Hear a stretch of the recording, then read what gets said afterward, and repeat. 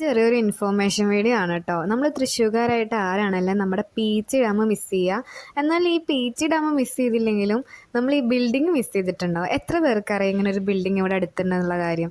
ഇത് ഇപ്പോൾ പൂട്ടിക്കിടക്കുകയാണ്.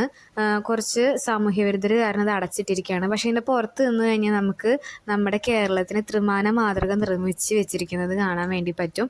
ചെറിയൊരു ഹാളിനകത്ത് നമ്മുടെ കേരളത്തിൻ്റെ ജലസ്രോതസ്സുകൾ, അതിർത്തി പങ്കിടുന്ന ജില്ലകൾ, കുന്ന്, മല, കൊടുമുടി, ഡാമുകൾ, ഏതൊക്കെ ഡാമിൽ നിന്നാണ് നമുക്ക് വെള്ളം വരെ എത്തുന്നതെന്ന് കറക്റ്റായിട്ട് ഇവിടെ വരച്ച് വെച്ചിട്ടുണ്ട്.